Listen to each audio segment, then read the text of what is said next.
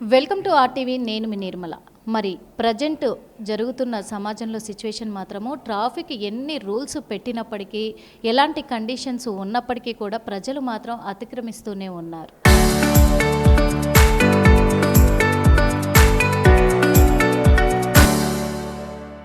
అంటే రాంగ్ రూట్లలో రావడము, వాళ్ళే ఇంకా ట్రాఫిక్ వాళ్ళ మీద రుబాబ్ చేయడం, ఇలాంటివన్నీ జరుగుతూ ఉన్నాయి.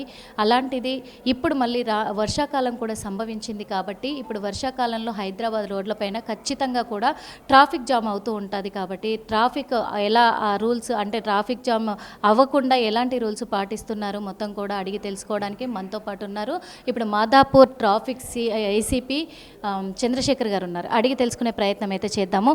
సార్, ముఖ్యంగా రాంగ్ రూట్లలో రావడం చాలా వరకు కూడా చాలామంది యూత్ మెయిన్గా కూడా అసలు భయం అనేది లేకుండా పోతుంది.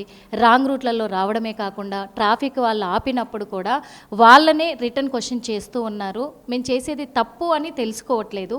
దీనికి ఎలాంటి పనిష్మెంట్లు ఉంటాయి? ఎందుకంటే ఇప్పటివరకు కూడా చాలా పనిష్మెంట్లు చెప్పారు, మీరు అమలు చేస్తూనే ఉన్నారు. అయినప్పటికీ ప్రజలు భయపడట్లే.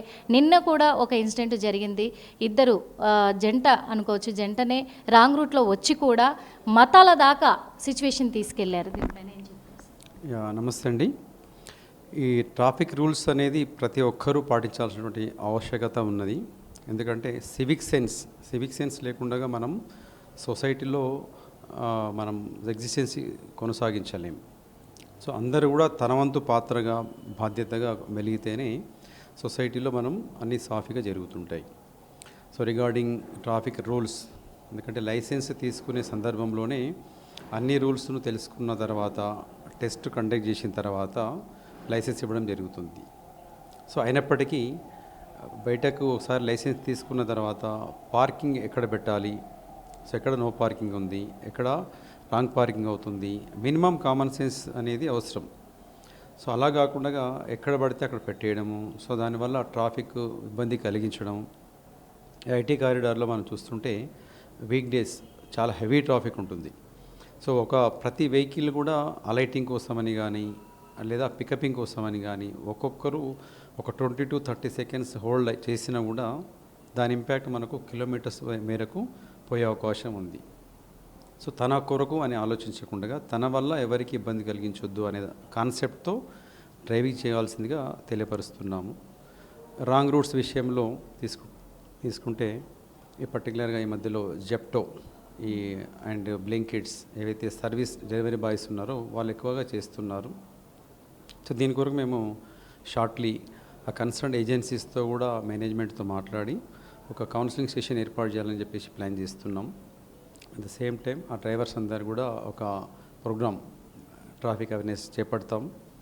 రీసెంట్గా మనం జనవరి నుంచి తీసుకుంటే కూడా ఇప్పటివరకు అరైవ్ అలైవ్ అనే ప్రోగ్రామ్ చేపట్టడం జరిగింది. 4 phases అయిపోయినాయి.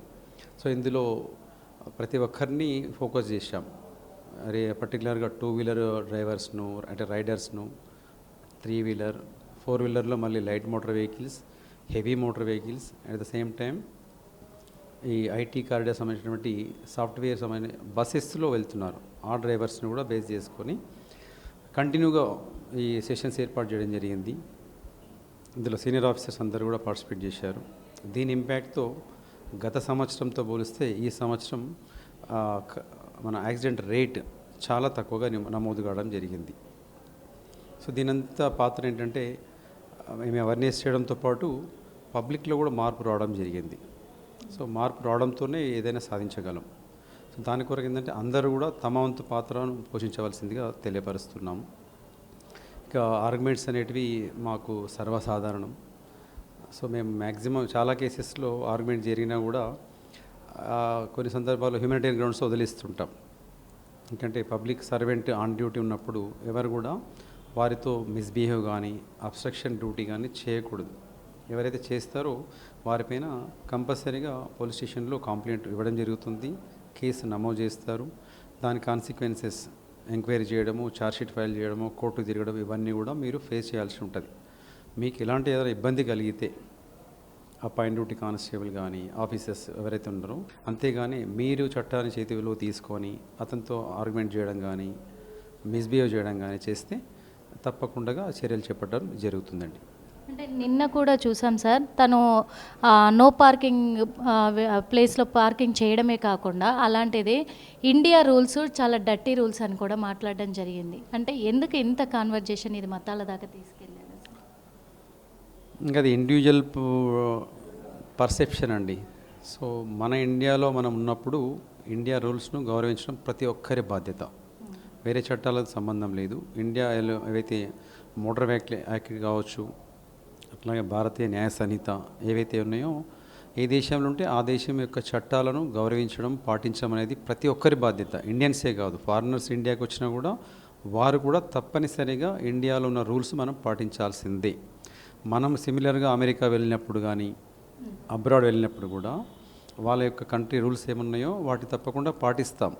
అక్కడ మనం అయితే జాగ్రత్తగా ఒళ్ళు దగ్గర పెట్టుకొని డ్రైవ్ చేయడం కానీ, ఈవెన్ నడవడం కూడా ఆడ కొన్ని ప్రొహిబిటెడ్ జోన్స్లో నడవకూడదు.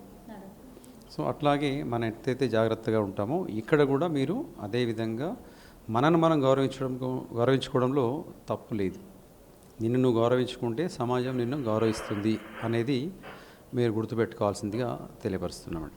100% ఇప్పుడు 70% కూడా హెల్మెట్లు పెట్టకుండా, ముఖ్యంగా యూత్ అసలు హెల్మెట్లు ధరించకుండానే ఎన్ని ఫైన్లు వేసినా కానీ, వాళ్ళకు ఎటువంటి రూల్స్ వాళ్ళకు ఇచ్చినా కానీ వాళ్ళు అసలు ఆ రూల్స్ని అతిక్రమించి అసలు హెల్మెట్లే ధరించట్లేదు సార్.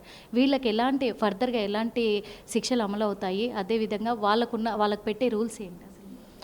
సో దీని కొరకు ఈ మధ్యకాలంలో మేము జనవరి నుంచి కండక్ట్ చేసినటువంటి అలైవ్ ప్రోగ్రామ్స్లో లైవ్ వీడియోస్ ఏవైతే గతంలో ఇన్సిడెంట్ జరిగినాయి, సో దానివల్ల ఎలా చనిపోయారు అనేది కూడా ఆడియో విజువల్స్ వాళ్ళకు క్లియర్గా చూపించడం జరిగింది.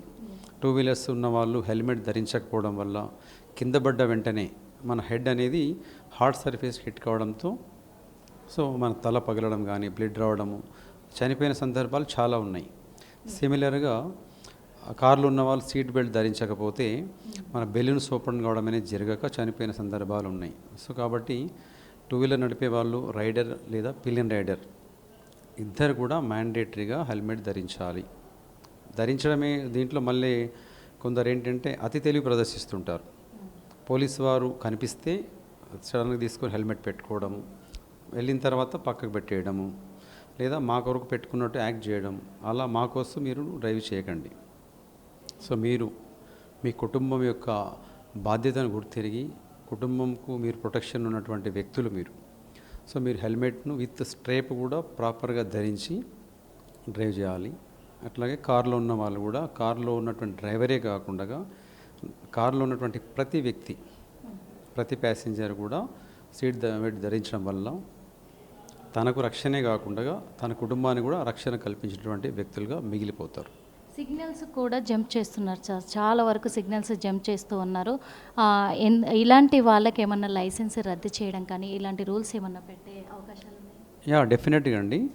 మేము ఏం చేస్తున్నామంటే ఏవైతే మోర్ ఫ్రీక్వెంట్ వయలేషన్స్ రిపోర్ట్ అవుతున్నాయో ఆ లైసెన్స్ను కన్ఫిస్కేట్ చేయమని, ఇంపౌండ్ చేయమని చెప్పేసి కూడా మేము ప్రతి పిఎస్ నుంచి ఆర్టీఏ అథారిటీస్కు లెటర్ అడ్రస్ చేయడం జరుగుతుంది.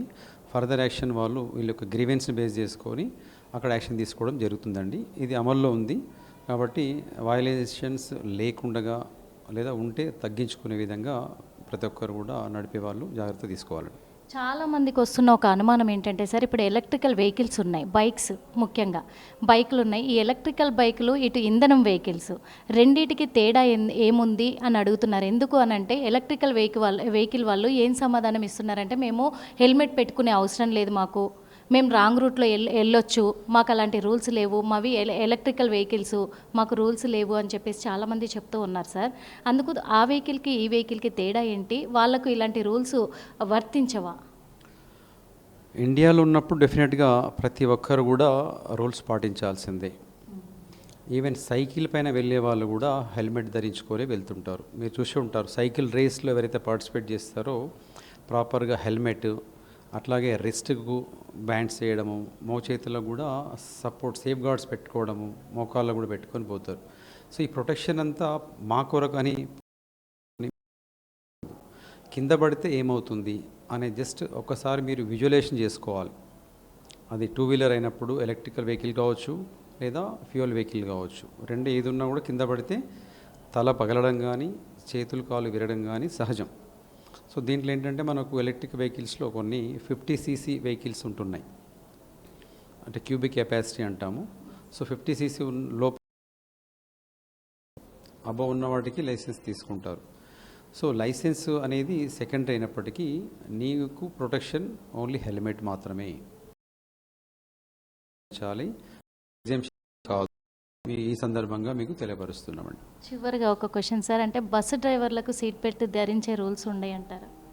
100% అండి. ఇప్పుడు అయితే మ్యానుఫ్యాక్చరింగ్ అవుతున్నటువంటి heavy vehicles, not only buses, లారీలకు కూడా హెవీ లోడ్ లారీలు ఉంటాయి, టస్కర్స్ అంటుంటాం. ప్రతి వెహికల్ కూడా, ఎందుకంటే ఆ స్పీడ్లో వెళ్తున్నప్పుడు ఈ సీట్ బెల్ట్ లేకపోతే ఫస్ట్ యాక్సిడెంట్ అయిన వెంటనే డోర్ ఓపెన్ అవుతుంది. డోర్ ఓపెన్ అయిన వెంటనే ఇతను అన్బ్యాలెన్స్ అయిపోయి కింద పడితే తల హార్డ్ సర్ఫేస్ తగలడం కానీ, లేదా పక్కన ఏదైనటువంటి హార్డ్ క్రాస్ బ్యారియర్స్ ఉంటాయి, వేరే వెహికల్స్ ఉంటాయి. సో వాటికి తగిలి చనిపోయే అవకాశం ఉంది. సో పెద్ద వెహికల్స్ కూడా, ప్రతి వెహికల్ కూడా ఇప్పుడు సీట్ బెల్ట్స్ ఉన్నాయి. ఒక పని ఏంటంటే మీరు కొంచెం ఒక సెకండ్ మీ ఇంటిని దృష్టిలో పెట్టుకొని, మీ కుటుంబాన్ని దృష్టిలో పెట్టుకొని మీరు సీట్ బెల్ట్ ధరించాల్సిందిగా తెలియపరుస్తున్నాం. ఆర్టీసీ డ్రైవర్లకు కూడా ఇప్పుడు మీరు సూచిస్తున్నారని అనుకోవచ్చా సార్? 100% అండి. ఆర్టీసీ బస్సెస్ ఒకటి, ఐటీ కారిడార్ తీసుకుంటే ఐటీ ఎంప్లాయీస్ అందరూ కూడా మెజారిటీ ఈ బస్సెస్లో ట్రావెల్ చేస్తున్నారు. సో మీ బస్సులో అట్లీస్ట్ 40 మెంబర్స్ ట్రావెల్ చేస్తున్నారు. మీ ఒక్కరి ప్రొటెక్షనే కాదు, వారందరూ కూడా సేఫ్గా తీసుకెళ్ళేసి ఆఫీస్ తీసుకురావడము, అట్లాగే ఇంటి దగ్గర వదిలిపెట్టే బాధ్యత, గురుతరమైన బాధ్యత మీ పైన ఉంది. కాబట్టి మీరు జాగ్రత్తగా డ్రైవ్ చేస్తూ ఎలాంటి నియమాలు ఉల్లంఘించకుండా, అట్లాగే తాగి నడపకుండా ఈ సందర్భంగా మరొకసారి తెలియపరుస్తున్నాను. తాగాలనుకుంటే అది ఆఫ్ డ్యూటీ, ఇంట్లో ఉన్నప్పుడు మీరు తాగొచ్చేమో, కానీ డ్రైవింగ్ చేసేటప్పుడు మాత్రం ఎట్టి పరిస్థితుల్లో తాగి డ్రైవ్ చేయవద్దని చెప్పేసి గట్టిగా చెప్తున్నామండి. చూసాం కదా, ఎందుకంటే ట్రాఫిక్ రూల్స్ అతిక్రమించడం వల్ల కుటుంబాన్ని కోల్పోతున్నారని కూడా చెప్పొచ్చు. ఎందుకంటే ఒక కుటుంబంలో ఒక వ్యక్తి ఇక్కడ మన మధ్య లేకుండా పోతున్నాడంటే ఆ కుటుంబానికి నష్టమే కదా. మరి ఎవరి కుటుంబాన్ని వాళ్ళు దృష్టిలో పెట్టుకొని రోడ్డుపైకి వచ్చినప్పుడు ఎంత సేఫ్గా ఇంట్లో నుంచి వస్తారో అంత సేఫ్గా మళ్ళీ ఇంటికి చేరుకోవాలని ట్రాఫిక్ ఏసీపీ చంద్రశేఖర్ గారు సూచిస్తున్నారు. అదేవిధంగా హెవీ వెహికల్స్ కావచ్చు, ఇటు 2-వీలర్ బైకులు కావచ్చు, ఎవరైనా సరే రూల్స్ని అతిక్రమించకుండా చాలా జాగ్రత్తగా నియమ నిబంధనలతోటి డ్రైవ్ చేస్తూ వెళ్తే అందరూ సురక్షితంగా ఉంటారు. ఎదుటి వాళ్లకు హాని కలగదు, మనకు హాని కలగదు. కాబట్టి ఈ రూల్స్ని అతిక్రమించకండి. ఎందుకంటే రూల్స్ని అతిక్రమిస్తే ఇక మీదట లైసెన్స్ కూడా రద్దు చేసే అవకాశాలు ఉన్నాయి అని చెప్పేసి కూడా చెప్తూ ఉన్నారు. అలాగే ఆర్టీసీ డ్రైవర్లకు కూడా సూచించారు, ఖచ్చితంగా సీట్ బెల్ట్ను ధరించాలి, సేఫ్గా అందరినీ వాళ్ళ గమ్యస్థానాలకు చేర్చాలి, రూల్స్ అతిక్రమించొద్దు అని పదే పదే చెప్తూనే ఉన్నారు. ఇక ఎలక్ట్రికల్ వెహికల్స్ వాళ్ళు, ముఖ్యంగా బైక్ల వాళ్ళు హెల్మెట్ ధరించకుండా మాకు రూల్స్ లేవు అని చెప్పేసి రాంగ్ రూట్లలో వెళ్ళడము, హెల్మెట్లు ధరించకుండా వాళ్ళు డ్రైవ్ చేయడము చేస్తూ ఉన్నారు. ఇప్పుడు వాళ్ళ కోసం కూడా ఏసీపీ గారే స్వయంగా చెప్పారు, ఖచ్చితంగా వాళ్ళకు రూల్స్ ఉన్నాయి, వాళ్ళు హెల్మెట్ ధరించాలి, రూల్స్ అతిక్రమించొద్దు, సిగ్నల్స్ జంప్ చేయొద్దు, రాంగ్ రూట్లో రావద్దు అని చెప్పేసి చెప్తూ ఉన్నారు. ఇక ఎలక్ట్రికల్ వెహికల్స్ వాళ్ళు కూడా జాగ్రత్తగా ఉండే రోజులు వచ్చేసాయనే తెలుస్తుంది. మరి ఇక్కడ ఇంకొక విషయం సార్, ఇప్పుడు వర్షాకాలం వస్తూ ఉంది. మరి వర్షాకాలం ఆల్రెడీ సంభవించింది. వర్షాకాలంలో ముఖ్యంగా హైదరాబాద్ నగరంలో మీకు తెలిసిందే, ఎక్కడికక్కడ ట్రాఫిక్ జామ్ అయిపోద్ది, గంటల తరబడి ట్రాఫిక్ జామ్ అవుతూ ఉంటుంది. వీటి కోసం మీరు చేపట్టబోయే చర్యలు ఎలా ఉండబోతున్నాయి సార్? సో దీని కొరకు మేము మల్టీ డిపార్ట్మెంట్స్, సైబరాబాద్లో తీసుకుంటే సైబరాబాద్ మున్సిపల్ కమిషనరేట్ సంబంధించినటువంటి ఆఫీషియల్స్తో, అట్లాగే హైడ్రా డిపార్ట్మెంట్తో, ట్రాన్స్కో, వాటర్ వర్క్స్, ఆల్ డిపార్ట్మెంట్స్తో కోఆర్డినేషన్స్తో చాలా మీటింగ్స్ కండక్ట్ చేసుకోవడం జరిగింది. ఎక్కడైతే మేజర్ లాగింగ్స్ ఉన్నాయో లాస్ట్ ఇయర్ ఆల్రెడీ నోటీస్ చేశాము, అవన్నిటిని కూడా యుద్ధ ప్రాతిపదిక పైన వాటిని చేపట్టడం, అక్కడ వాటర్ లాగింగ్ కాకుండా ప్రత్యామ్నాయాలు కూడా ఏర్పాటు చేయడం జరిగింది. ఇంకా కొన్ని వర్క్స్ కొనసాగుతున్నాయి. లక్కీగా మనకు ఈ 9th అయితే జూన్లో మేజర్గా వర్షం రిపోర్ట్ అయిందో ఆ తర్వాత కొంచెం తగ్గినాయి, పీరియడ్ దొరికింది. ఇప్పుడు అవన్నీ కూడా వర్క్స్ టేకప్ చేస్తున్నాం. అవన్నీ షార్ట్లీ అవి కంప్లీట్ అయిపోతాయి. అట్ ద సేమ్ టైం ఏదైతే మేజర్ వాటర్ లాగింగ్ ఇష్యూస్ ఉన్నటువంటి ప్లేసెస్లో మేము మా పోలీస్ ఆఫీషియల్స్, అట్లాగే డిఆర్ఎఫ్ టీమ్, తర్వాత మాన్సూన్ ఎమర్జెన్సీ టీమ్స్, అట్లా ఏ డిపార్ట్మెంట్ యొక్క పాత్ర అవసరం ఉందో వాటిని అక్కడ ఇమీడియట్గా రీచ్ అయిపోతారు. At the same time supervisor క్యాడర్లో ఉన్న ఆఫీసర్స్ కూడా మేజర్ వాటర్ లైన్ పాయింట్స్లో పర్సనల్గా అంటే ఫిజికల్గా అక్కడ రీచ్ అయిపోతున్నాం. సో అక్కడ ఎవరు ట్రాఫిక్లో ఇరుక్కోకుండా ఎలాంటి వాటర్ లాగింగ్లో కూడా చాలా గతంలో చూస్తే అందులో వెహికల్ పడిపోవడం కానీ మనుషులు పడేసేసి తర్వాత చనిపోవడం కానీ జరిగింది. సో అవన్నీ జరగకుండా తగిన జాగ్రత్తలు తీసుకోవడం జరిగిందండి. ఇవి ఎందుకంటే ఒక రోజుతో అయిపోయేది కాదు, కంటిన్యూ ప్రాసెస్ ఇది. ఎందుకంటే యాజ్ లాంగ్ యాజ్ వర్షాలు పడుతున్న వరకు ఆ వెంట్స్ అనేటివి క్లోజ్ అవుతూ ఉంటాయి కాబట్టి వాటిని వెంటనే క్లీన్ చేస్తూ ఉండాలి. సో డైలీ కూడా మేము అదర్ డిపార్ట్మెంట్స్ కోఆర్డినేషన్ తీసుకొని వాళ్ళను పుల్అప్ చేస్తున్నాం. వాళ్ళందరూ కూడా అవి కంటిన్యూగా ఓపెన్ ఉండేటట్టు ఏర్పాటు చేయడం జరిగిందండి. Thank you sir. చూసాం కదా, మరి ఈ వర్షాకాలం కూడా ఎక్కడికక్కడ ట్రాఫిక్ జామ్ అవ్వకుండా మేము అన్ని చర్యలు చేపడుతూ ఉన్నాము. ఆల్ డిపార్ట్మెంట్స్ కూడా తక్షణమే అక్కడికి చేరుకొని ప్రజలకు ఎలాంటి ఇబ్బందులు కలగకుండా ఖచ్చితంగా కూడా మేము చర్యలు చేపడతాము. ఎప్పుడు జరిగే ప్రాసెసే ఇప్పుడు కూడా జరుగుతూ ఉంటుంది. ఇప్పుడు కూడా ఎటువంటి అంతరాయం కలగనీయం ప్రజలకు. మా ట్రాఫిక్ సిబ్బంది ద్వారా మేము చేయాల్సిన చర్యలన్నీ కూడా మేము చేపడతామని చెప్తూ ఉన్నారు. కెమెరామెన్ విజయ్తో నిర్మల, RTV.